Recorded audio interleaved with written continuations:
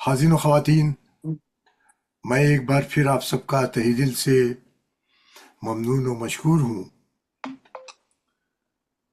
آج کی اس کلام پاک کی تعلیمی درس میں شرکت کے لیے۔ ایک قطعہ ذہن میں آ رہا ہے، نو بہ نو ہے کہ دین خدا کی ایک مکمل کتاب ہے۔ سبحان اللہ، دین خدا کی سبحان اللہ، ایک خدا کی ایک مکمل مکمل کتاب ہے، کتاب ہے۔ مومن کی زندگی میں مہکتا گلاب ہے۔ واہ سبحان اللہ، سبحان اللہ، سبحان اللہ، دین خدا کی ایک واہ مکمل کتاب ہے، مومن کی زندگی میں مہکتا گلاب ہے۔ ہر آیت قرآن ہدایت کا باب ہے۔ بے شک، ہر آیت قرآن ہدایت کا باب ہے۔ ذکر علی ہے، ذکر رسالت مہاب ہے۔ بہت اچھا ہے، واہ واہ واہ، سبحان اللہ۔ مہربانی نوازش۔ واہ واہ واہ، ہر آیت سبحان اللہ، اسی کے ساتھ میں اجرکم اللہ الزہراء، ماشاء خدمت کے لیے اللہ، دعوت دے رہا ہوں ہمارے اردو فاؤنڈیشن کے قمر محترم ڈاکٹر قمر عبدی صاحب کو۔ سبحان اللہ، بہت بہت شکریہ ڈاکٹر۔ اعوذ باللہ، سلام علیکم ورحمۃ اللہ علیکم السلام ورحمۃ اللہ وبرکاتہ۔ اعوذ باللہ من الشیطان اللعین الرجیم، بسم اللہ الرحمن الرحیم، ربی زدنی علما۔ آج 4 مئی 2026 میں آپ تمام مومنین و مومنات کا خیر مقدم ہے۔ آج کا درس نمبر 50 ہے، ماشاءاللہ سے۔ آج تلاوت کلام پاک جو ہوگا اس میں سورہ بقرہ کے رکوع نمبر 14 جن کی آیات ہیں 122 سے 130 تک، یہ آیات کی آج تلاوت ہوگی۔ اور ایک چھوٹا سا خطا ہوا ہے اور میں وہ چاہتا ہوں کہ آپ کی خدمات میں پیش کروں، اور پھر اس کے بعد میں بانی درس اور تلاوت کلام پاک کا سلسلہ جاری رکھوں گا انشاءاللہ۔ تو دعا فرمائیے آپ اس کے لیے کہ نور خراں سے عرفاں سے منور کر دے، نور قرآن سے عرفان سے منور کر دے، اس کے اسرار و معانی سے معطر کر دے، معطر کر دے۔ یا الہی تو بفضل طٰہٰ یاسین، یا الہی تو بفضل طٰہٰ یاسین سارے ارواح کے درجات بلند تر کر دے، سارے ارواح کے درجات کر دے، ماشاءاللہ کمال۔ اس کی برکت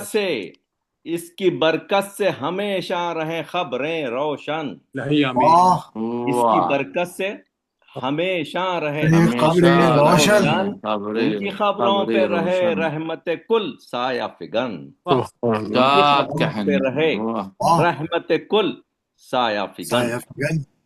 اور آج کے اس درس کے بانی محترم عالی جناب جان رضوی صاحب اور ان کی محترم فیملی ہے۔ جان رضوی صاحب بہت ہی قابل شخصیت کے مالک ہیں اور کئی کتب کے مصنف ہیں۔ یہ ہمارے لیے شرف ہے کہ وہ اس درس کے بانی ہیں اور اس کو انہوں نے کیا ہے۔ ہم بہت مشکور ہیں ان کے اور ان کی فیملی کے کہ آپ اس کو سرائے ہیں، اور سرکار ہی محترم جان رضوی صاحب ہی تلاوت کلام پاک کا شرف بھی حاصل کریں گے انشاءاللہ۔ کے بعد درس حجت الاسلام سید ریحان حیدر زیدی صاحب بیان فرمائیں گے، اور انشاءاللہ سب سے پہلے ہم شروع کریں گے فاتحہ سے، اور اس کا ثواب اس بانی درس کے مرحومین اور ان کے اہل خانہ کے مرحومین کے علاوہ آپ تمام مومنین و مومنات کے مرحومین، ملت جعفریہ کے مرحومین، اور جن کا کوئی پڑھنے والا نہ رہا ان کے مرحومین کی کو ایصال کریں گے انشاءاللہ. تو بسم اللہ کرتے ہیں. اللہم صلی علی محمد و علی محمد. بسم اللہ الحمدللہ رب العالمین بسم اللہ الرحمن الرحیم قل هو اللہ احد اللہ الصمد بسم اللہ الرحمن قل هو اللہ احد اللہ الصمد بسم اللہ الرحمن الرحیم قل هو اللہ احد اللہ الصمد محمد و علی محمد. گزارش کرتا ہوں آپ سے علی جناب جان رضوی صاحب سے کہ وہ رکوع نمبر 14 سورہ بقرہ کی آیت نمبر 22 سے تلاوت کا شرف حاصل فرمائیں. 122 جی جی 122 سے 123. شکریہ ڈاکٹر صاحب. میرا سلام جملہ ناظرین اور سامعین کے خدمت میں. وعلیکم السلام ورحمۃ اللہ. آپ کی ڈی پی بھی آپ کی ویڈیو بھی زبردست آ رہی ماشاءاللہ. ماشاءاللہ شکریہ. میں تو پہچان نہیں پایا آج. میں نے بھی نہیں پہچانا. السلام علیکم. جمالی صاحب جی. السلام علیکم. نہیں حقیقت ہے سچائی. شکریہ. جی یہ ایک درود عنایت فرما دیجیے. میں شروع کرتا ہوں. ذرا کنفرم کر دیجیے یہ بنی اسرائیل شروع اللہم ہے. صلی علی محمد صلی علی محمد وعجل فرجهم. بسم اللہ الرحمن الرحیم. یا بنی اسرائیل اذکروا نعمت التی انعمت علیکم وانی فضلتکم علی العالمین واتقوا یوما لا تجزی نفس عن نفس شیئا ولا يقبل منها عدل ولا تنفعها شفاعة ولا هم ينصرون. ماشاءاللہ. وَإِذِ ابْتَلَىٰ إِبْرَاهِيمَ رَبُّهُ بِكَلِمَاتٍ فَأَتَمَّهُنَّ قَالَ إِنِّي جَاعِلُكَ لِلنَّاسِ إِمَامًا قَالَ وَمِنْ ذُرِّيَّتِي قَالَ يَا يَنَالُ عَهْدِ الظَّالِمِينَ وَإِذْ جَعَلْنَا الْبَيْتَ مَثَابَةً لِلنَّاسِ وَأَمْنًا وَاتَّخِذُوا مِن مَّقَامِ إِبْرَاهِيمَ مُصَلًّى وَعَهِدْنَا إِلَىٰ إِبْرَاهِيمَ وَإِسْمَاعِيلَ أَن طَهِّرَ بَيْتِي لِلطَّائِفِينَ وَالْعَاكِفِينَ وَالرُّكَّعِ السُّجُودِ. وَإِذْ قَالَ إِبْرَاهِيمُ رَبِّ اجْعَلْ هَٰذَا بَلَدًا آمِنًا وَارْزُقْ أَهْلَهُ مِنَ الثَّمَرَاتِ مَنْ آمَنَ منهم بالله واليوم الآخر قال ومن كفر فأمتعه قليلا ثم أضطره إلى عذاب النار وبئس المصير. وإذ يرفع إبراهيم القواعد من البيت وإسماعيل ربنا تقبل منا إنك أنت السميع العليم ربنا واجعلنا مسلمين لك ومن ذريتنا أمة مسلمة لك وأرنا مناسكنا وتب علينا إنك أنت التواب الرحيم. ربنا وابعث فيهم رسولا منهم يتلو عليهم آياتك ويعلمهم الكتاب والحكمة ويزكيهم إنك أنت العزيز الحكيم. ومن يرغب عن ملة ہاں یہ ٹھیک ہے. إبراهيم إلا من صفها نفسه وَلَقَدِ اصْطَفَيْنَاهُ فِي الدُّنْيَا وَإِنَّهُ فِي الْآخِرَةِ لَمِنَ الصَّالِحِينَ.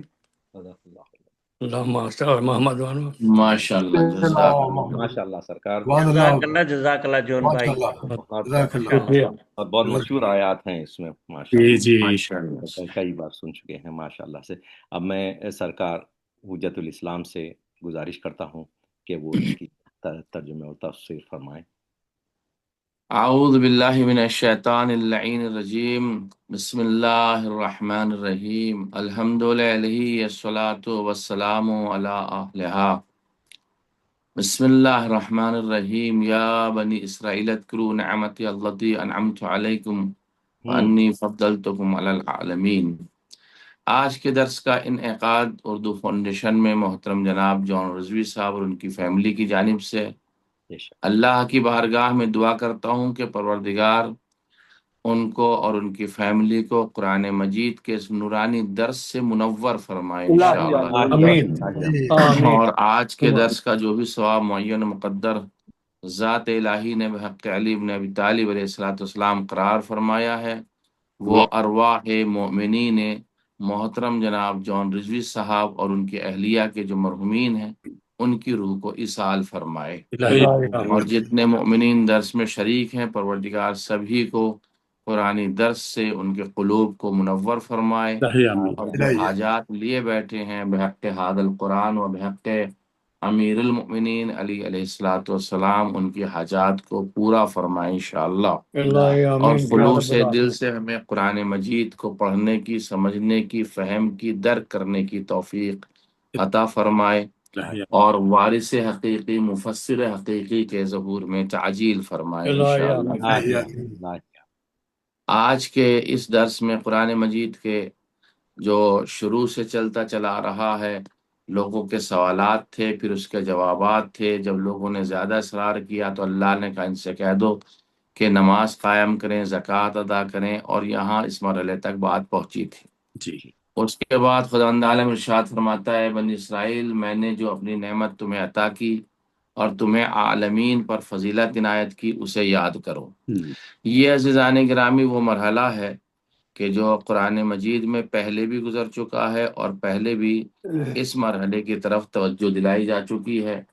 اس مرحلے میں بھی ذات پروردگار نے بہت سی جگہ پر آیت نمبر 47 اور 48 میں، جو اسی سورے کی آیت نمبر 47 تھی، یا بنی اسرائیل اذکروا نعمت اللتی انعمت علیکم انی فضلتکم علی العالمین، وہاں بھی یہی جملے مفہوماً پیش کیے تھے جس کی تفسیر گزر چکی ہے، اور آیت نمبر 48 میں بھی واتقوا یوما لا تجزی نفس عن نفس شیئا ولا يقبل منها شفاعۃ ولا یؤخذ منها عدل ولا هم ينصرون، وہاں پر بھی اس بات کو کہا گیا تھا۔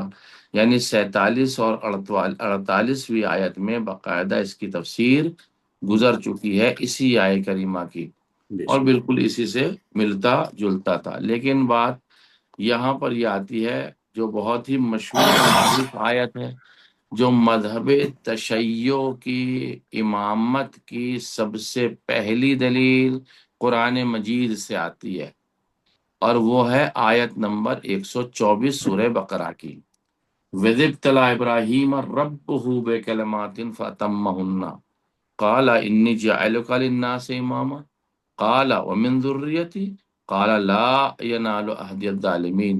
پہلے ایک اعلان ہوا حضرت ابراہیم کے لیے، اس کے بعد پھر اللہ نے کہا میں تمہارے ساتھ یہ کام کرنے جا رہا ہوں۔ جناب ابراہیم نے پوچھا کیا پالنے والے، یہ میری ذریت میں سے ایسا ہوگا؟ تو پھر اللہ نے انہیں جواب دیا کہ نہیں، یہ عہدہ امامت ظالمین تک نہیں پہنچے گا۔ اب یہ جو آیے کریمہ ہے زانی گرامی، بڑی ہی معتبر تفاسیر کے اعتبار سے مرحلہ امامت کو ثابت کر رہی ہے کہ مرحلہ امامت کیا ہے، اور مرحلہ امامت کو اس نے بیان فرمایا ہے۔ اللہ نے کہا، اس وقت کو یاد کرو جب اللہ نے ابراہیم کو چند باتوں میں آزمایا اور وہ بڑی عمدگی کے ساتھ ان سے عہدہ برآور ہوئے، تو خدا نے ان سے فرمایا کہ میں تمہیں امام و رہبر قرار دے رہا ہوں، لوگوں کا امام بنا رہا ہوں۔ حضرت ابراہیم نے کہا کیا میری اولاد سے امام قرار دے گا؟ تو خدا نے فرمایا میرا عہدہ یا یہ میرا عہد جو ہے وہ ظالموں کو نہیں پہنچتا ہے، اور تمہاری اولاد میں سے جو پاک اور معصوم ہیں وہی اس کے لائق ہیں۔ اب یہاں پر جو تفاسیر وغیرہ ہیں اس کے بارے میں آپ کی خدمت میں پیش کروں۔ حضرت ابراہیم علیہ السلام کو انبیاء کی فہرست میں ایک خاص مقام اور منزلت حاصل ہے۔ جناب ابراہیم علیہ السلام کو، اس عظیم شخصیت کو، اس عظیم انسان کا نام قرآن مجید کے 25 سورتوں میں آیا ہے۔ 25 سوروں میں جناب ابراہیم کا نام 69 مرتبہ تکرار کیا گیا ہے، یعنی 69 مرتبہ حضرت ابراہیم کا نام قرآن مجید میں آیا۔ پیغمبر اسلام کی مانند انہیں بھی عالم بشریت کے لیے ایک اسوہ اور نمونہ یعنی آئیڈیل قرار دیا گیا ہے، اور بعض آیات میں انہیں اخیار، صالحین، قانتین، صدیقین، صابرین اور وعدہ وفا کرنے والوں میں ذکر فرمایا گیا ہے، اور ان کی عظمت کو بہترین طریقے سے اجاگر کیا گیا ہے۔ خداوند عالم نے اس عظیم پیغمبر کے مقام عظمت کو بیان کرنے کے لیے خصوصی اہتمام فرمایا، حتیٰ کہ اسرار حج میں سے ایک یہ بھی ہے، جہاں حج کے راز ہیں ان میں سے ایک بات یہ بھی ہے کہ حضرت ابراہیم علیہ الصلاۃ والسلام کے ایثار اور قربانی کی یاد کو زندہ رکھنے کے لیے فرض کیا گیا ہے حج کو، یعنی تاکہ حضرت ابراہیم ہمیشہ ہمیشہ یادگار ان کی باقی رہے۔ قرآن مجید میں تقریباً 20 مقامات پر آزمائش اور امتحان کا ذکر آیا ہے حضرت ابراہیم کا، کہ لوگوں کا امتحان لینا خدا کا ایک دیرینہ طریقہ چلا آ رہا ہے، یعنی بڑا گہرا تعلق ہے لوگوں کے امتحان سے، اور اللہ امتحان لوگوں کا لیتا ہے۔ البتہ آزمائش اس لیے نہیں ہوئی تھی کہ خدا کو کسی کے حال کا علم نہیں تھا، خدا جانتا تھا کہ ابراہیم کیا ہے، خدا جانتا تھا کہ پیغمبر کیا ہیں، خدا جانتا ہے کہ امام حسین کا صبر کتنا ہے، پھر بھی آزمائش کے ذریعے سے آگاہی حاصل ہو جائے۔ وہ تو پہلے ہی سے سب کو جانتا ہے، لیکن یہ آزمائش لوگوں کے عمل کو ظاہر کرنے کے لیے ہوا کرتی ہے، تاکہ لوگوں کے عمل کو لوگوں پر ظاہر کریں۔ اگر وہ امتحان نہ لیتا تو پتہ کیسے چلتا حسین کتنے بڑے صابر ہیں؟ اگر وہ امتحان نہ لیتا تو پتہ کیسے چلتا کہ حسین نے دین کے لیے کتنی بڑی قربانی دی ہے؟ بے شک اگر وہ آزمائش میں نہ ڈالتا تو لوگوں کو، کائنات والوں کو کیسے پتہ چلتا کہ تمہیں نمونہ عمل بنانا ہے تو میرے پیغمبر کو نمونہ عمل بناؤ۔ اس سے انسان کی پوشیدہ اور خوابیدہ صلاحیتیں کھلتی اور بیدار ہوتی ہیں، جو لوگوں کے سامنے نہیں تھی، وہ لوگوں کے سامنے آ جاتی ہیں امتحان لینے کی وجہ سے۔ اگر انسان کوئی کام نہ کرے تو وہ کسی اجر و جزا کا کیوں کر حقدار ہو سکتا ہے؟ بھائی آزمائش میں ڈالے گا خدا تو وہ عمل کرے گا تو جزا ملے گی، عمل کرے گا تو اسے پاداش ملے گی، عمل کرے گا تو اللہ کی بارگاہ میں محبوب ترین بندہ قرار پائے گا۔ سبحان اللہ۔ زندگی کی تلخیاں اور شیرینیاں بھی امتحان اور آزمائش کا ایک ذریعہ ہیں۔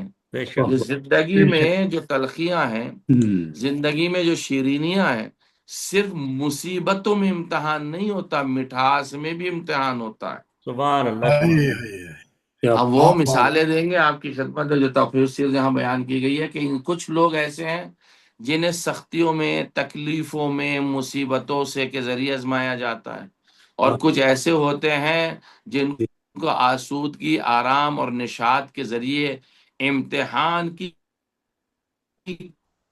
کٹھن منزلوں سے گزرنا پڑتا، یعنی سخت منزلوں سے گزرنا پڑتا۔ یہ بات ناگزیر ہے کہ تمام لوگ حتیٰ کہ انبیاء علیہ السلام بھی امتحان اور آزمائش سے دوچار ہوتے ہیں، اور یہ کڑی آزمائشیں انسان کی تربیت اور پختگی کے لیے ہوتی ہیں۔ جتنا کڑا امتحان انسان دے گا اتنا ہی پختہ بنے گا، جتنی زحمتیں زیادہ برداشت کرے گا اتنا ہی ثمر کھل کر سامنے اس کے آئے گا۔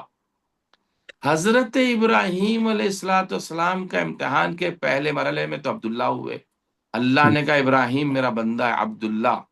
دوسرے مرحلے میں حضرت ابراہیم نبی اللہ ہوئے، اللہ نے کہا ابراہیم میرے نبی ہیں۔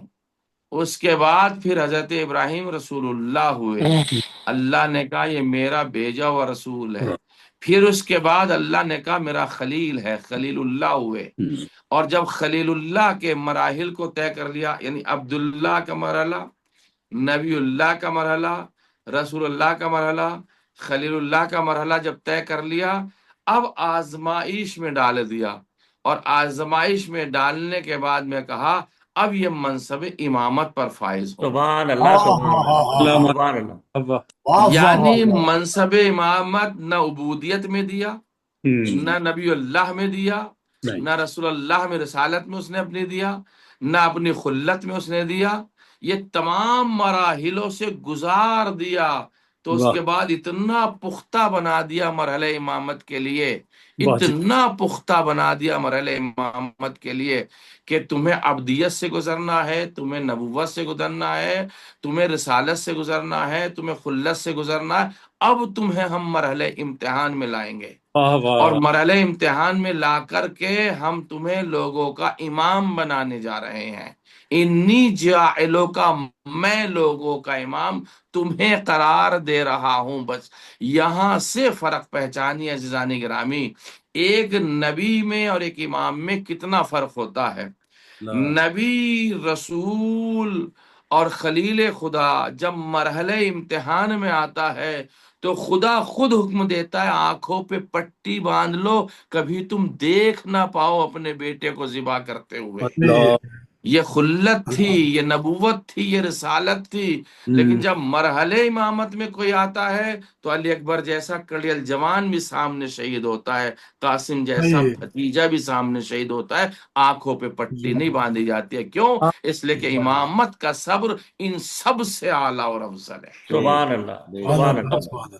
یہ مرحلہ ہے امامت کا عزیزان گرامی. امامت میں کلمات سے مراد ایسے سنگین حوادث اور فرائض ہیں جن میں حضرت ابراہیم علیہ الصلوۃ والسلام کو دوچار ہونا پڑا، اور اتنے سخت امتحانات تھے وہ جو اللہ نے لیے. پہلا امتحان سنیں جو میں آپ کی خدمت میں پیش کر دوں، اور وہ ہے پورے معاشرے میں تنہا تھے جناب ابراہیم، لیکن خدا کے تابع اور اس کے آگے سر تسلیم خم کیے ہوئے تھے. وہ اکیلے ہی بت خانے میں داخل ہوئے. دوسرا امتحان تھا، کسی کی مدد نہیں تھی، اکیلے بتوں کو توڑنے کے لیے گئے تھے اور تمام بتوں کو توڑ ڈالا. تاریخ میں بت شکن قرار پائے جناب ابراہیم. انہوں نے اپنے دل کی پرواہ نہیں کی، انہیں خدا کے سپرد کر دیا اور چلے گئے. اور اس کے علاوہ جو اور امتحان تھا، وادی غیر ذی زرعن، اس کو کہتے ہیں بنجر زمین، نہ آب، نہ پانی، نہ گیا، نہ درخت، نہ کوئی شے وہاں موجود. اہل و عیال کو چھوڑا راہ خدا کے لیے، اہل و عیال کو چھوڑا اللہ کی خدمت کرنے کے لیے. یعنی تنہا نکل جانا، بچوں کو، بیوی کو اللہ کے سپرد کر جانا، دشمنوں کے درمیان میں سپرد کر جانا، یہ کمال جناب ابراہیم تھا. کیوں؟ اس لیے کہ امامت کا امتحان جو دینے جا رہے تھے، امامت کا امتحان جو دینے جا رہے تھے، اسماعیل کو ذبح کرنے جو جا رہے تھے، توجہ چاہ رہا ہوں، پھر اپنے دل پر خدا کے حکم کو ترجیح دی اور خنجر کو اسماعیل کی گردن پر رکھ دیا، اور آواز آئی ہمارا مقصد اسماعیل کا ذبح کرنا نہیں تھا بلکہ ابراہیم کا امتحان مقصود تھا. یعنی ہم ابراہیم کا امتحان لینا چاہ رہے تھے. ہو سکتا میں ایک جملہ ہمیشہ آپ حضرات کی خدمت میں 4 برس سے کہتا ہوں اور کہتا چلا جاؤں گا، ہو سکتا ہے کہ امتحان یہ انبیاء کو الگو بنانا، آئیڈیل بنانا انبیاء کو اس امت کے لیے اور اس امت کے لیے ایک نمونہ ہو کہ ہمارے انبیاء یہ کام پہلے کر چکے ہیں جو اب ہمارے حسین کرنے جا رہے ہیں. سبحان اللہ. تاکہ لوگوں کا وشواس، لوگوں کا بھروسہ، لوگوں کا ٹرسٹ، لوگوں کا اعتماد امامت کے اوپر زیادہ ہو جائے. کیسے ممکن ہے کربلا کا واقعہ ہو جائے اور جوان بیٹے کو ذبح ہونے کے لیے امام علیہ الصلوۃ والسلام بھیج دیں؟ تو اللہ کہتا ہم نے انہی سے امتحان نہیں لیا، انبیاء صالحین سے بھی امتحان لیا ہے، ہم نے ابراہیم سے بھی امتحان لیا ہے، تاکہ لوگوں کے ذہن آمادہ ہو جائیں. اور جب لوگوں کے ذہن آمادہ ہو جاتے ہیں تو تھیوری پیش کرنے کے بعد پریکٹیکل کرنے میں مزہ آتا ہے اور ذہن آمادہ رہتے ہیں لوگوں کے. ملاحظہ فرما رہے ہیں آپ؟ اس کے بعد اور پھر ہدف کتنا بڑا اور مقصد کتنا بڑا جناب ابراہیم کے لیے ہوا. ابراہیم صرف عبداللہ نہ تھے، ابراہیم صرف خلیل اللہ نہ تھے، ابراہیم صرف نبی اللہ نہ تھے، اس امامت کے ساتھ ساتھ اللہ نے ابراہیم کو ایک امت قرار دیا، تنہا انسان کو امت قرار دیا، امت۔ ابراہیم امت تھے، امت۔ کمال کی بات نہیں ہے؟ یعنی اتنے امتحانات کے بعد حضرت ابراہیم کو امت قرار دیا۔ اور عزیزان گرامی، صرف ابراہیم ہی کو اللہ نے امت قرار نہیں دیا، اگر آپ تاریخ کا مطالعہ فرمائیں گے تو آپ کو پتہ چلے گا جس طرح حضرت رسول اکرم نے حضرت ابو طالب کے لیے بھی ارشاد فرمایا، وہ ایک شخصیت نہیں تھے بلکہ ابو طالب ایک امت تھے، امت۔ یعنی جو لقب ابراہیم نبی کا تھا وہی لقب حضرت ابو طالب کا تھا۔ وہاں وہ امت تنہا تھے، یہاں امت تنہا حضرت ابو طالب علیہ السلام تھے۔ کتنا بڑا فرق ہے، آپ ملاحظہ ہوں گے۔ اور یہ آیات ان آیات میں شامل ہیں ذہنی گرامی جو مذہب شیعہ کے فکر و عقیدے کے مطابق ان کی حمایت کرتی ہیں، امامت کی حمایت کرتی ہیں، کیونکہ شیعوں کا عقیدہ یہ ہے کہ امام کو معصوم ہونا چاہیے، اور جس پر ظالم کا لقب صادق آ جائے وہ امامت کے عہدے کا اہل نہیں ہوتا۔ بے شک بے شک۔ اور یہ بات ہم بھی نہیں کریں۔ تفسیر المنار اس صدی کی بہترین تفسیر ہے، تفسیر المنار، اس کی جلد نمبر 1 صفحہ نمبر 457 میں انہوں نے لکھا ہے کہ ابو حنیفہ اس آیت سے استدناد کرنے کی وجہ سے، یعنی اس آیت کریمہ سے انہوں نے استناد کیا، دلیل پیش کی ہے کس بارے میں، کہ انہوں نے استناد کس وجہ سے کیا کہ انہوں نے کہا کہ حکومت وقت یعنی منصور عباسی کے وہ مخالف تھے۔ کیوں مخالف تھے؟ انہوں نے کہا کہ حاکم صرف معصوم ہو سکتا ہے، غیر معصوم حاکم نہیں ہو سکتا۔ واہ واہ، انہوں نے استناد کر کے بتایا اس آیت کے ذریعے سے۔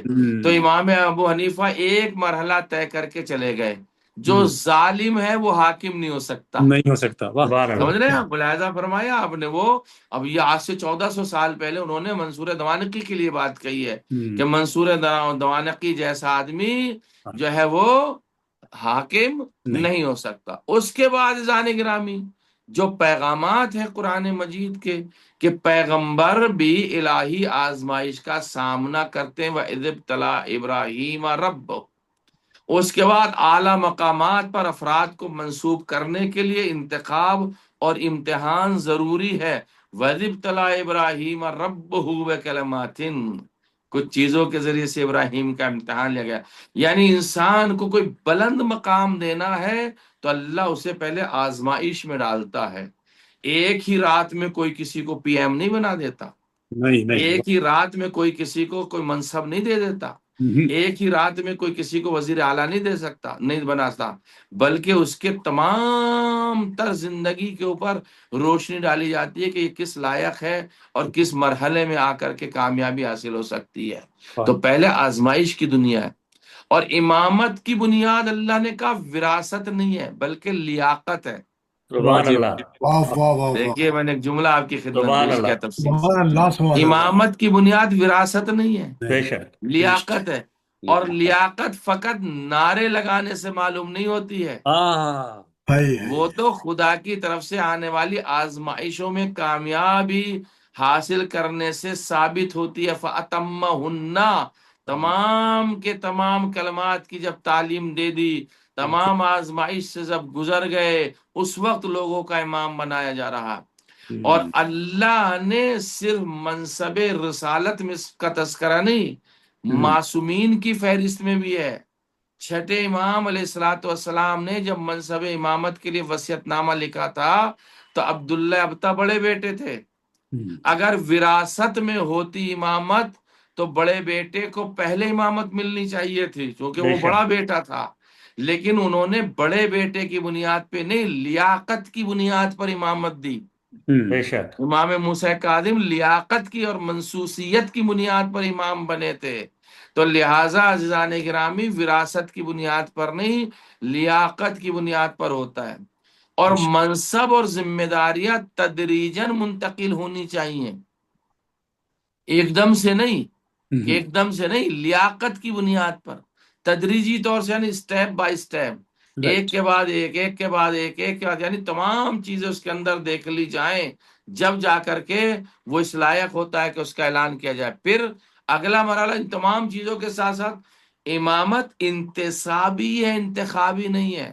واہ واہ، یعنی واہ، امامت واہ، جو واہ، ہے وہ سلیکشن کی بنیاد پر ہے، الیکشن کی بنیاد پر نہیں ہے۔ نہیں، سبحان یعنی اللہ، سبحان امامت منصوص من اللہ ہے، بے شک، مشہور من المؤمنین یا مشہور من الرجال نہیں ہے امامت کہ ہم نے بیٹھ کر کے ایک جگہ مشہور کر دیا ہم امام ہو گئے، نہیں، منصوص من اللہ، اللہ کی جانب۔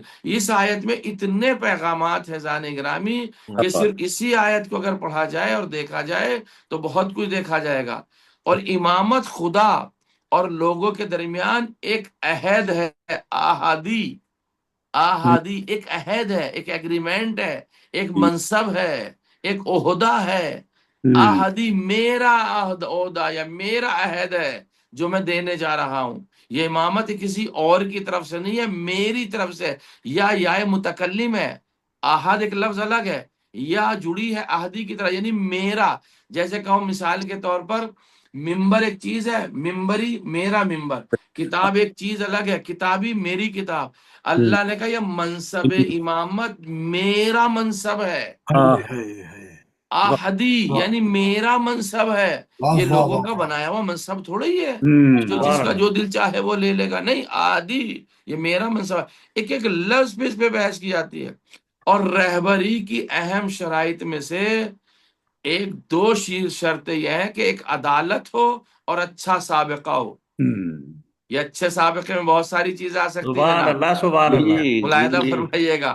سبحان اللہ۔ عدالت ہو اپنی جگہ اور اچھا سابقہ ہو۔ جس کسی کا سابقہ شرک اور ظلم سے ہو وہ امامت کے لائق نہیں ہے۔ واہ واہ واہ، واہ، واہ، میں نے واہ، کہا نا واہ، اچھا سابقہ ہو۔ بے شک، ارے بھائی یہی بات تو کہی گئی تھی جب پوچھا گیا تھا حسن بصری سے، اور وہ روایت میں آیا تھا عبداللہ ابن عمر کی طرف کہ سب کو کہتے ہیں رضی اللہ، علی کو کیوں کہتے ہیں کرم اللہ وجہہ؟ تو حسن بصری نے بیان یہی تو فرمایا تھا کہ سب کا سر جھکا ہے بتوں کے سامنے، ہائے ہائے ہائے، اور امیر المؤمنین نے ایک لمحے کے لیے بھی بتوں کے سامنے اپنا سر نہیں جھکایا۔ سبحان اللہ، ہاں ہاں تو ہاں رضی ہاں اللہ ہاں، اور ہے، کرم اللہ اور ہے۔ بے شک، سبحان بے شک، اللہ، رضی واہ، واہ، اللہ نے واہ، جھکایا ہے، کرم اللہ نے توڑا ہے۔ توڑا ہاں ہے، ہاں تو ہاں ہاں بتوں ہاں، کو توڑنے والے اور ہیں، بتوں کی پوجا کرنے والے اور ہیں۔ واہ سبحان واہ اللہ، واہ سبحان واہ اللہ، واہ واہ، یہ اچھا سابقہ ہے، کہتے ہیں بے شک، اچھا سابقہ بھی تو ہو۔ اچھے سابقے میں اللہ نے خود فرمایا لا ینالو عہدی الظالمین، یہ منصب امامت ظالمین کو نہیں ملے گا میاں۔ اب ظالمین چاہے ان کا سابقہ کیسا رہا ہو، اگر سابقے میں ظالم ہے تو منصب امامت نہیں ملے گا، وقتی طور سے اس وقت میں ہاں ظالم ہے تو بھی منصب امامت نہیں ملے گا، آئندہ ظلم کریں گے تو بھی وقت منصب امامت نہیں ملے گا۔ اور تفسیر اطیب البیان میں امالی توسی کے حوالے سے بیان ہوا، ابن مسعود نے فرمایا کہ پیغمبر نے نقل فرمایا ہے من سجد لصنم دونی لا اجلہ اماما، جو کوئی بھی کسی بت کے لیے سجدہ کرے گا میں اسے امام اور رہبر قرار نہ دوں گا۔ بے شک، جو بھی بتوں کے لیے سجدہ کرے گا اس کو میں امام رہبر نہیں بناؤں گا۔ اور پھر جملہ سنیے زان گرامی، اگر میں اس پہ آج کا درس بھی ختم کر دوں گا تو ہمارے جان رضوی صاحب کو لب الاباب جو آج کے درس کا وہ حاصل ہو جائے گا انشاءاللہ تعالی۔ پھر پیغمبر نے ارشاد فرمایا انا و علی ابن ابی طالب لم یسجد احدنا للصنم قط، میں اور علی ابن ابی طالب نے کبھی بھی ایک لمحے کے لیے بھی بتوں کے سامنے اپنے آپ کو نہیں جھکایا۔ سبحان ہاں اللہ، ہاں سبحان ہاں اللہ، ہاں ہاں، سبحان اللہ، واہ کسی واہ واہ نے واہ بھی واہ، ہم دونوں میں سے بتوں کے بے سامنے شک، کسی بے کو شک، نہیں جھکایا ہے۔ اور اب جو پیغامات آئیں گے، درس وقت چونکہ کافی ہو چکا ہے، وَإِذْ الْبَيْتَ مَثَابَةً لِلنَّاسِ وَأَمْنًا وَاتَّخَذُوا مِن مَّقَامِ إِبْرَاهِيمَ مُصَلًّى وَعَهِدْنَا إِلَىٰ إِبْرَاهِيمَ وَإِسْمَاعِيلَ أَن طَهِّرَ بَيْتِيَ لِلطَّائِفِينَ وَالْعَاكِفِينَ وَالرُّكَّعِ السُّجُودِ۔ یہ جو مرحلہ آیا ہے زان گرامی، یہ بڑا اہم مرحلہ آیا ہے کہ خداوند عالم نے جو ارشاد فرمایا ہے کہ نیک کام کی ابتدا کرنے والوں کو فراموش نہیں کرنا چاہیے۔ وَإِذْ يَرْفَعُ إِبْرَاهِيمُ الْقَوَاعِدَ۔ دیکھا آپ نے؟ اب ایک سوال ہے، بعد میں ختم کر لیتا ہوں اسی پہ جانے گرامی۔ یہ جو اتنا مقدمہ جناب ابراہیم کا بنایا ہے، پہلے عبد الہی بنایا، نبی اللہ بنایا، رسول اللہ بنایا، خلیل اللہ کا اعلان ہوا، اس کے بعد امامت کا مرحلہ آیا، اتنا بڑا مقدمہ جناب ابراہیم کے لیے کیوں پیش کیا گیا بھائی؟ کیا وجہ تھی؟ اس لیے کہ ابراہیم سے ایک بہت بڑا کام ہمیں لینا تھا۔ ہمیں ابراہیم سے بہت بڑا کام، یا اللہ وہ اتنا بڑا کام کون سا تھا کہ ہمیں ابراہیم کے ذریعے سے بیت اللہ کی تعمیر کرانی تھی، اور ہم یہ چاہ رہے تھے کہ بیت اللہ کی تعمیر کرنے والا وہ شخص ہو جو نبوت سے گزر چکا ہو، خلافت سے گزر چکا ہو، رسالت سے گزر چکا ہو، خلت سے گزر چکا ہو۔ کیوں؟ اس لیے کہ وہ بیت اللہ تھا اور اس میں کسی ولی اللہ کو آنا تھا، تو خلیل اللہ اور ذبیح اللہ ہی خادم بنیں گے، اس گھر کے کوئی دوسرا نہیں بن سکتا۔ جس بیت اللہ میں ولی اللہ کو آنا تھا، اس میں دو ہی شخصیتیں چاہیے تھی، یا وہ خلیل اللہ ہو یا وہ ذبیح اللہ ہو۔ تو خلیل اللہ نے اور ذبیح اللہ نے مل کر کے خانہ کعبہ کی تعمیر کی تھی کہ جب کبھی یہاں ولی اللہ کی آمد میں عبداللہ نہیں چاہیے، مجھے خلیل اللہ چاہیے، اس لیے کہ اگر عبداللہ سے میں خانہ کعبہ کی تعمیر کا کام لے لیتا تو بڑے بڑے دعوے کر دیتے، ہم نے خانہ کعبہ بنایا تھا، ہم نے خانہ کعبہ کی تعمیر کی تھی، ہم نے خانہ کعبہ کی دیواروں کو بلند کیا تھا، ہم نے خانہ کعبہ کی دیواروں کو دھویا تھا، ہم نے خانہ کعبہ کی تعمیر کو بنا کر کے اسے طیب و طاہر رکھا تھا۔ نہیں، وَالطَّاهِرَ لِلْبَيْتِ، ارے یہ دونوں میرے گھر کو طیب و طاہر رکھیں گے، اس لیے کہ کوئی ان سے بڑا طیب و طاہر آنے والا ہے جو امیر المؤمنین علی ابن ابی طالب علیہ السلام کی شکل میں۔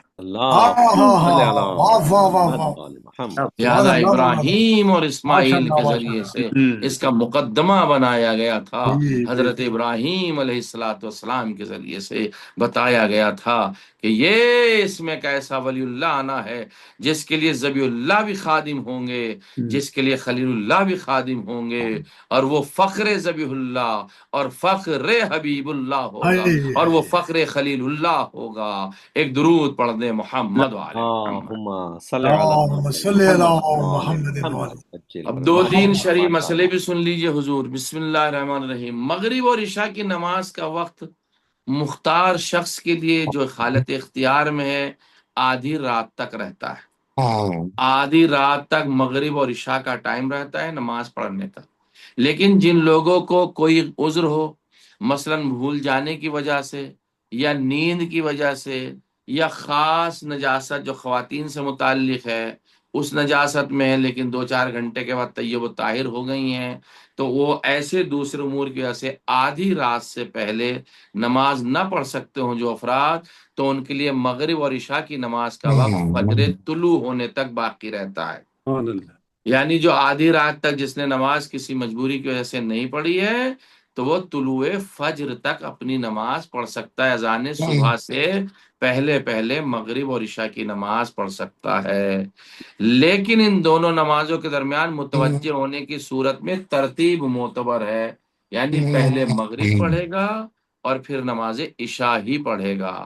ایسا نہیں ہے کہ تاخیر ہو گئی تو عشاء پہلے پڑھ لیں اور مغرب بعد میں پڑھ لیں، یہ نہیں ہو سکتا ہے۔ ہاں ایک مسئلہ ہے اس کے اندر، اگر عشاء کی نماز ادا کرنے کی مقدار سے زیادہ وقت باقی نہ رہا، یعنی اتنا ہی وقت رہ گیا طلوع فجر سے پہلے پہلے کہ ہم 4 ہی رکعت نماز پڑھ سکتے ہیں، تو آپ پہلے عشاء کی نماز پڑھیں گے کیونکہ مغرب کی قضا ہو چکی ہے، پھر اس کے بعد مغرب کی نماز قضا کی نیت سے پڑھ لیں گے. یہ اس وقت میں ہے جب صرف ہمارے پاس اتنا وقت ہو کہ جو 4 رکعت ہی کا وقت ہو. جیسے ظہرین کی نماز ہماری ظہر اور عصر کی نماز ہے اور سن سیٹ ہونے ہی والا ہے، اتنا ٹائم ہمارے پاس ہے کہ صرف ہم عصر کی نماز پڑھ لیں تو ہم پہلے عصر کی نماز پڑھیں گے، عصر کے بعد ہم ظہر کی نماز قضا کی نیت سے پڑھیں گے. 2 مسئلے. تیسرا مسئلہ، اگر کوئی شخص غلط فہمی کی بنا پر، اب غلطی ہو گئی، غلط فہمی کی بنا پر عشاء کی نماز مغرب کی نماز سے پہلے پڑھ لے، بھول گیا، غلطی ہو گئی کسی وجہ سے، اور نماز کے بعد اس امر کی جانب متوجہ ہو، ارے بھائی ہم نے مغرب کی تو پڑھی نہیں تھی اور عشاء کی نماز ہم نے پڑھ لی، اب ہم کیا کریں؟ تو آقا فرماتے ہیں اس کی نماز صحیح ہے اور ضروری ہے کہ مغرب کی نماز اس کے بعد میں پڑھ لے. اگر غلطی کی وجہ سے، جان بوجھ کے نہیں، بھلے ایک آدمی غافل ہے، غفلت میں ہے، کوئی پریشانی میں ہے، بھول گیا ہے، دھیان نہیں رہا، عشاء کی نماز نیت کر لی، نماز پڑھنے کے بعد یاد آیا رہے ہم نے تو عشاء کی پڑھ لی اور مغرب کی ہم نے پڑھی نہیں، تو اس کی نماز صحیح ہے. مسئلہ نمبر 725 ہے یہ، اس میں آپ حضرات بھی دیکھ سکتے ہیں. ماشاءاللہ. تو اس کی نماز صحیح ہے اور وہ نماز مغرب اس کے بعد میں پڑھ لیں. اگر کوئی شخص مغرب کی نماز پڑھنے سے پہلے بھول کر عشاء کی نماز پڑھنے میں مشغول ہو جائے، ابھی تک مسئلہ یہ تھا پڑھ چکا ہے بعد میں یاد آیا، اب یہ ہے عشاء کی نماز بھولے سے پڑھنی شروع کر دی اور اسے یاد آ گیا اور نماز کے دوران اسے پتا چلا کہ اس نے غلطی کی ہے کہ یہ مغرب کی پڑھنی چاہیے تھی، میں تو عشاء کی پڑھ رہا ہوں، اور ابھی وہ چوتھی رکعت کے رکوع تک نہ پہنچا ہو، کھڑا ہو گیا، چوتھی رکعت کا رکوع اس نے نہیں کیا ہے، تو ضروری ہے کہ مغرب کی نماز کی طرف نیت پھیر لے. سبحان اللہ، سبحان اللہ. مغرب کی نماز یعنی چوتھے رکعت کی رکوع میں نہیں پہنچا، فرض کرو تسبیحات اربع پڑھ رہا چوتھی رکعت میں اور متوجہ ہو گیا ارے بھائی ہم نے تو بھی مغرب کی نہیں پڑھی ہے، تو ایسی صورت میں کیا کرے گا؟ اگر رکوع سے پہلے ہے تو اسے چاہیے کہ مغرب کی نماز کی طرف نیت پھیر لے اور نماز کو تمام کرے اور بعد میں عشاء کی نماز پڑھے. اور اگر چوتھی رکعت کے رکوع میں جا چکا ہو تو یہ کر سکتا ہے کہ اسے عشاء کی نماز قرار دے دے اور ختم کر لے اور مغرب کی نماز بعد میں پڑھ لے. یہ بھی بڑا واضح مسئلہ. یعنی اگر رکوع کر لیا چوتھی رکعت کا عشاء کی تو اب وہ عشاء ہی کی قرار دے دے اسے اور بعد میں وہ مغرب کی نماز پڑھ لے گا. اب میں ایک مسئلہ آپ کی خدمت میں پیش کر دوں، 3 مسئلے ایک ہی مسئلے میں. وہ جو عشاء کی نماز پڑھ رہا تھا رکوع میں آنے سے پہلے اسے یاد آ گیا کہ یہ تو میں چوتھی رکعت پڑھ رہا ہوں عشاء کی اور میں نے مغرب نہیں پڑھی ہے، تو اپنی نماز کو مغرب کی طرف موڑ لے بیٹھ جائے گا اور اس کے بعد تشہد سلام پڑھ لے گا، تو ایک سجدہ سہو زیادہ کرے گا. کیوں زیادہ کرے گا؟ کیونکہ اس نے قیام زیادہ کیا. عشاء کی نماز کا وقت جو اختیاری شخص ہے، مختار شخص ہے، جسے کوئی پریشانی نہیں ہے، آدھی رات تک ہے اور رات کا حساب سورج غروب ہونے کی ابتدا سے طلوع فجر تک ہے. مثال کے طور پر آج کل نیو جرسی میں میرے خیال سے 4:00 پہ نماز ہو رہی ہے جی، طلوع فجر، ٹھیک ہے نا؟ جی جی. اور سن سیٹ ہو رہا ہے تقریباً 7:40-45 پر یا 50 پہ ہو رہا ہے نیو جرسی میں. جی، تو اب میں اس کے ایک مثال کے طور پہ میں نے کیلکولیٹ کیا تھا اس مسئلے کو پڑھنے کے بعد میں آن لائن سرچ کر کے، تو اب فرض کر لیجئے اگر ہمارا 4 بجے ہو رہا ہے نماز صبح کا وقت اور 8 بجے ہمارا سن سیٹ ہو رہا ہے، تو 8 اور 4 کے بیچ میں جو ٹائم ہوگا تو یہ 8 اور 4 کے بیچ میں تقریباً ہوں گے آپ کے کتنے گھنٹے ہو جائیں گے؟ 9 10 11 12 1 2 3 4 8 گھنٹے ہو رہے ہیں. تو 8 گھنٹے کا مطلب یہ ہے کہ آدھا جو ہے وہ ہوتا ہے 12 بجے، تو ہماری نماز جو ہے 12 بجے تک مانی جائے گی عشاء کی نماز کا وقت، حالت اختیاری میں. البتہ 12 بجے کے بعد میں اگر کوئی مجبوری تھی تو فجر تک ہم نماز پڑھ لیں گے، لیکن اگر کوئی مجبوری وغیرہ نہیں تھی، کوئی اور وجہ تھی، تو اصل وقت اس کا جو ہے وہ 12 بجے تک رات کے ہے نماز کا. یعنی مڈ نائٹ جو مانی جائے گی فجر سے لے سن سیٹ سے لے کے اور طلوع فجر یعنی اذان کے وقت کا جو آدھا وقت ہے اس وقت تک مڈ نائٹ اسلامی اعتبار سے مانی جاتی ہے. والحمدللہ رب العالمین صلی اللہ علیہ محمد وآلہ الطاہرین. کوئی مسئلہ ہو تو بسم اللہ. محمد وعلى اللہ صلی علی محمد. ایک سوال ہے جو کسی جی بسم اللہ. ہے جو آپ تک پہنچانا تھا مجھے. ہاں میرے پاس میں ایک سوال تھا، اگر اجازت ہو اس کا جواب دے دوں میں. فرائیڈے پریئرز کا تھا. جی پہلے اجازت ہے آپ کی کون بھائی؟ ایک مسئلہ شرعی تھا نماز جمعہ کا کہ کیا ہم آئیڈیو پر جو ہے وہ نماز پڑھ سکتے ہیں یا کیسٹ لگا کر یا آن لائن یا اس طریقے سے. تو نماز جماعت کی شرط یہ ہے کہ وہ امام کا حاضر ہونا واجب ہے، یعنی حضور لازم ہے. آواز کی بنیاد پر نماز نہیں ہے، یعنی کنیکٹیویٹی ہماری جو ہے امام کے ساتھ میں ہو، کسی ہمارے الیکٹرانک سسٹم کے ذریعے یا اس طرح سے نہ پائی جاتی ہو. جو نماز پڑھا رہا ہے وہ موجود ہو اسی جگہ پر اور شرائط پائے جاتے ہیں. بسم اللہ. اگر کوئی مسئلہ یہ حضور اس میں محترمہ کا سوال تھا، اس میں جی انہوں نے یہ بھی بتلایا کہ اگر میری نیت جو ہے وہ فرادہ کی ہے اور جی میں سن بھی رہی ہوں جی نماز کو، تو کیا اس میں کوئی حرج ہے؟ جی دیکھیے اگر نماز جمعہ پڑھ رہی ہیں تو نماز جمعہ فرادہ نہیں ہے، جماعت سے ہی واجب بے ہے، شک بے شک یعنی ہم نماز جمعہ کو فرادہ نہیں پڑھ سکتے. بے شک. لیکن اگر کوئی محترمہ جو ہے یا کوئی مومن جی جی نماز مثال کے وہ کسی کو نماز یاد نہیں ہے، رائٹ. تو اب وہ نماز جب یاد نہیں ہے تو کیسے نماز پڑھ لے گا؟ کوئی وسائل نہیں ہے. تو بے شک وہ آئیڈیو میں یا ویڈیو میں نماز لگا لے اپنی اور نماز فرادہ کی نیت سے کر لے، نیت فرادہ کی نیت سے کرے، نماز پڑھتا رہے، اس کی نماز صحیح ہے.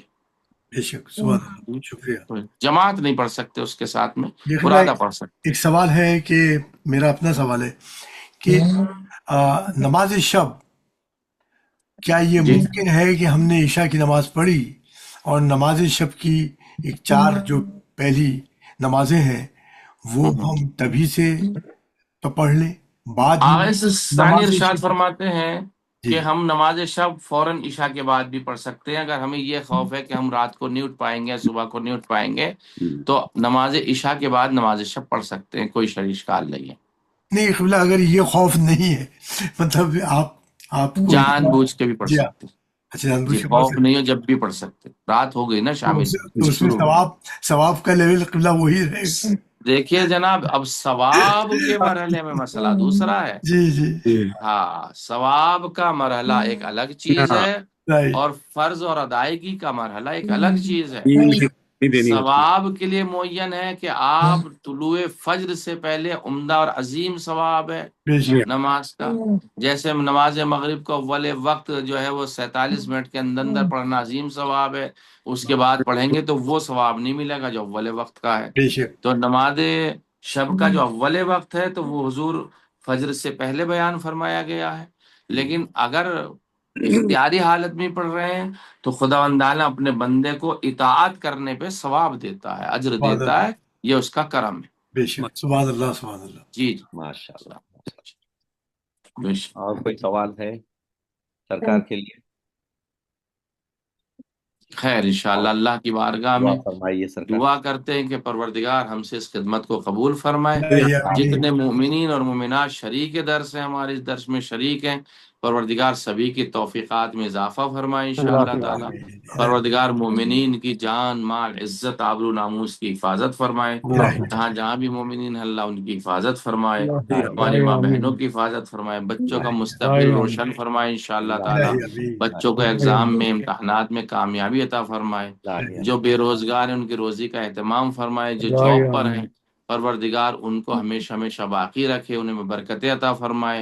اللہ امام کے ظہور میں تعجیل عطا فرمائے انشاءاللہ تعالی. جون رضوی اور ان کی فیملی کو خدا عالم خیر و برکتیں عطا فرمائے انشاءاللہ تعالی. آپ سبھی حضرات کے خدمات کو پروردگار قبول فرمائے. یوسف زہرا کے ظہور میں تعجیل فرمائے. بسم اللہ الرحمن الرحیم. اللہم کل ولیک الحجۃ ابن الحسن صلوات علیہ وعلی آبائہ فی هذه الساعة فی کل ساعة وليا وحافظا وقائدا وناصرا ودليلا وعينا حتى تسكنه أرضك طوعا وتمتعه فيها طويلا برحمتك يا أرحم الراحمين.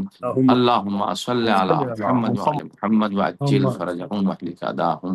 التماس دعا خدا حافظ. السلام علیکم جزاک اللہ سرکار، جزاک اللہ. ہمیں بہت بہت شکریہ. ہمیشہ قرآن کے نور سے وابستہ رہنے اور اس پر عمل کرنے کی سعادت و توفیق عطا فرما.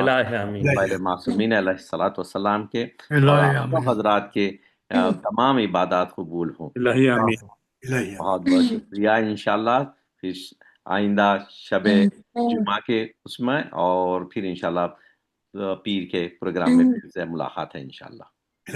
شکریہ. السلام علیکم ورحمۃ اللہ. بہت بہت شکریہ آپ سب حضرات کا. اللہ آپ کو سلامت رکھے اور آپ کے گھرانے کو سلامت رکھے. شب بخیر.